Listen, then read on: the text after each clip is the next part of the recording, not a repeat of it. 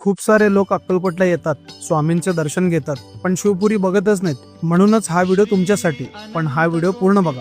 तर मागच्या एपिसोडमध्ये तुळजाभवानी मंदिर आणि गुरु मंदिर बघून आता या एपिसोडमध्ये मी आलोय अक्कलकोटमध्ये असलेल्या आणि आशिया खंडातील सर्वात मोठं शस्त्रागार असलेला नवीन राजवाडा बघायला.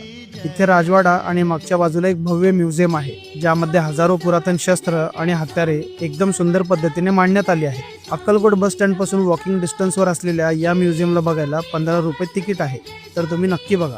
म्युझियम बघून जवळच असलेल्या राजाराय मठातील श्री स्वामी समर्थांची श्रीरामांच्या रूपातील मूर्ती बघा आणि संध्याकाळ व्हायच्या आत अक्कलकोट पासून 1 ते 1.5 किलोमीटर अंतरावर असलेल्या शांत आणि पवित्र अशा शिवपुरीमध्ये या. शिवपुरी हे श्री स्वामी समर्थांचे 4थे शिष्य आणि अक्कलकोटचे श्री गजानन महाराज यांचे मठ आहे, जिथे रोज सूर्योदय आणि सूर्यास्तापूर्वी अग्निहोत्र केले जाते. आता अग्निहोत्र म्हणजे काय, तर तांदूळ, तूप आणि गौऱ्यांचा उपयोग करून एका छोट्या तांब्याच्या कुंडात केलेले यज्ञ. या शिवपुरीला यज्ञनगरी असे पण म्हणतात, कारण इथे एक भव्य यज्ञस्तंभ उभारण्यात आले आहे. तसेच इथे भगवान परशुरामांचे मंदिर पण आहे. ही जागा खूपच शांत, सुंदर आणि पवित्र आहे. बाहेरच्या कित्येक देशातून इकडे खूप सारे लोक अग्निहोत्रासाठी येत असतात. मग तुम्ही तर नक्की जायलाच पाहिजे.